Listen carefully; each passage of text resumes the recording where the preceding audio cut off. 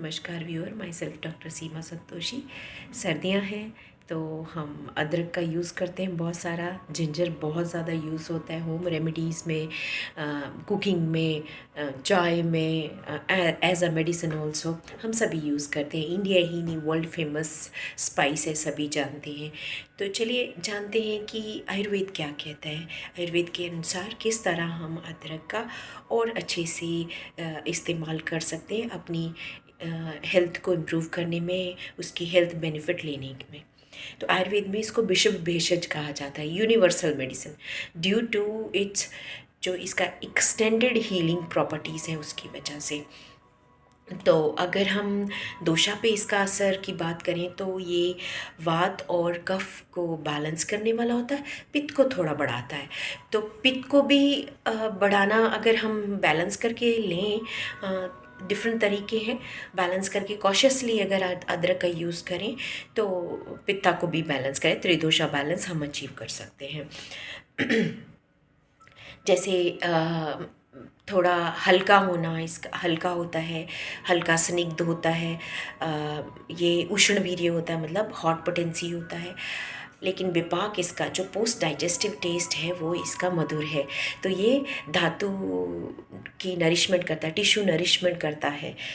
इसकी प्रॉपर्टी पे जाएं तो ये दीपना, पाचना और शोथहरा है जो इसकी स्पेशल प्रॉपर्टीज़ हैं। दीपना पाचना, दीपना मतलब जो डाइजेस्टिव फायर को किंडल करे, पाचना मतलब जो डाइजेसेंट की तरह वर्क करे, और शोथहरा मीन्स एंटी इन्फ्लेमेटरी, ये एनाल्जेसिक भी होता है। तो इन प्रॉपर्टीज़ को देखते हुए ये डाइजेशन को इम्प्रूव करता है। जिनको भी ब्लोटिंग, गेस्ट्राइटिस, ये कॉन्स्टिपेशन, इंडाइजेशन, इस तरह के जो भी एब्डोमिनल पेन, इस तरह के जो इशू हैं, डाइजेशन से रिलेटेड इशू हैं, उनमें अदरक can be of help.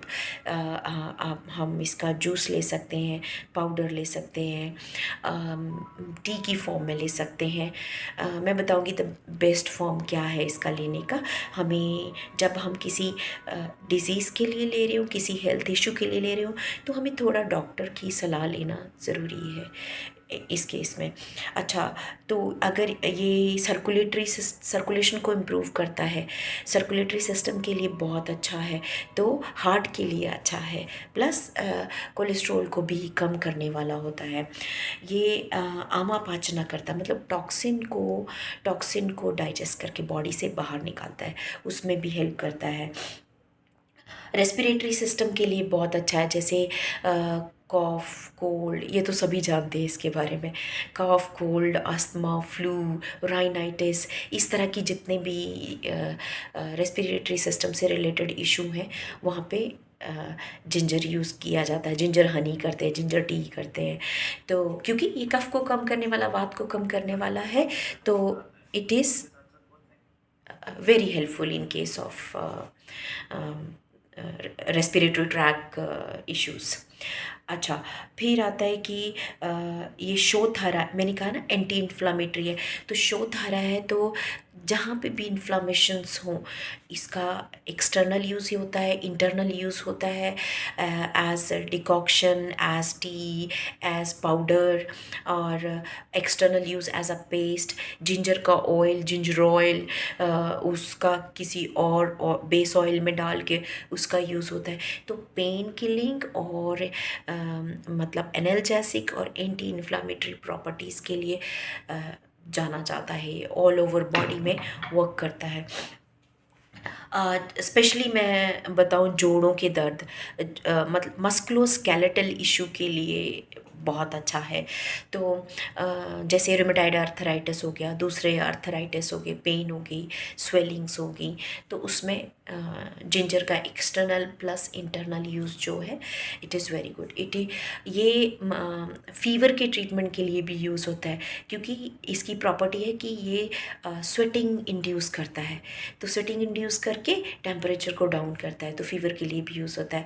Weight management में भी इसका अच्छा रोल है। जैसे डाइजेशन को ठीक करेगा और प्लस आमा को कम करेगा, कफक को कम करेगा, तो वेट मैनेजमेंट में भी हेल्प करता है।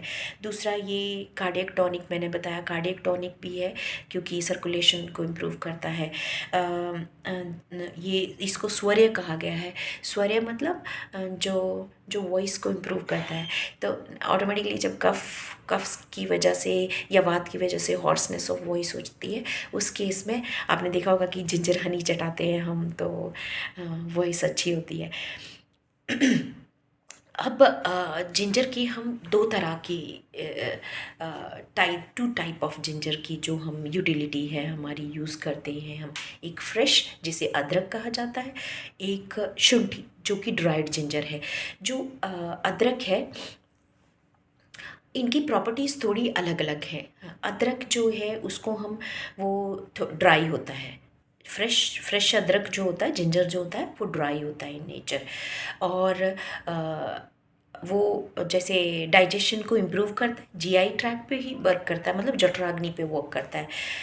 इसके अपोजिट जो शुंठी है, ड्राई जिंजर जो है, तो वो जो है वो डाइजेसेंट है, वो जठराग्नि पे भी वर्क करता है और धात्वाग्नि पे भी वर्क करता है, मतलब सेलुलर लेवल मेटाबॉलिज्म जो है उसको भी इम्प्रूव करता है। It goes till tissues, digestive system ही नहीं, आगे टिश्यूज़ में भी जाके धात्वाग्नि को इम्प्रूव करता है। तो प्लस उसको महाऔषध कहा जाता है। जितनी भी औषधीज़ हैं उसमें हम ड्राई जिंजर का ही यूज़ किया करते हैं।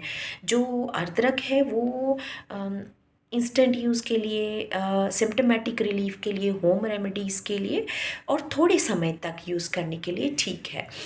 पर अगर आपने मेडिसिन के लिए की तरह यूज़ करना है तो वो ड्राई जिंजर ही यूज़ किया जाता है। अब जिंजर के लिए थोड़ा मैंने कहा था कि कॉशियसली यूज़ करना चाहिए, क्योंकि because of its hot potency, pitta elevating है, तो ब्लीडिंग डिसऑर्डर्स में, स्किन इश्यूज़ में, डिसयूरिया, फिर अल्सर्स, इन सब में अपने आप नहीं यूज़ करना है, डॉक्टर की सलाह लेनी है। और प्लस मैं चाहूँगी कि आप अपनी प्रकृति पता कीजिए।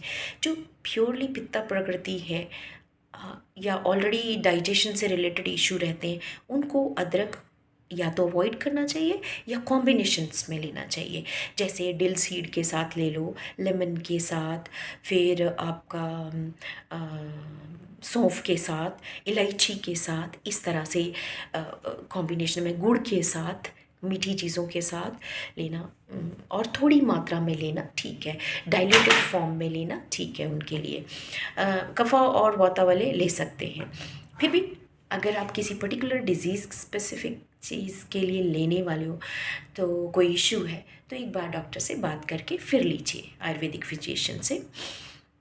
अच्छा, देखिए एक और चीज़ इसके बारे में मैं शेयर करना चाहूँगी कि जितने भी जो स्पाइसेस हैं, जो पंजेंट टेस्ट वाले हैं, कटु हैं, है ना, कटु रसा वाले हैं, जो ग्राही हैं, वो क्या होता है, वो उनको कहा गया है कि दे आर एफ्रोडिसियाक, मतलब वृष्य नहीं होते वो। पर जिंजर इसमें, और एक और स्पाइस है जो इसमें एक्सेप्शन है, ये कटु रसा होते हुए भी ये एफ्रोडिसियाक है, ये वृष्य है, धातु पोषण करता है। सो एक मेरी पर्सनल यूज़ की हुई रेमेडी है, अगर आप भी लेना चाहें। जब भी आप जिंजर टी लेते हो, एक तो टी में थोड़ा सा जिंजर डाल के कभी भी यूज़ कर सकते हैं, पर आप रेगुलर हेल्थ बेनिफिट्स लेने के लिए करना चाहते हैं तो उसको, जिंजर को इलायची और डिल सीड, डिल मतलब वो जो कड़वी वाली सौंफ होती है, वो डिल सीड के साथ, उसको हम शतपुष्पा कहते हैं, उसके साथ लीजिए।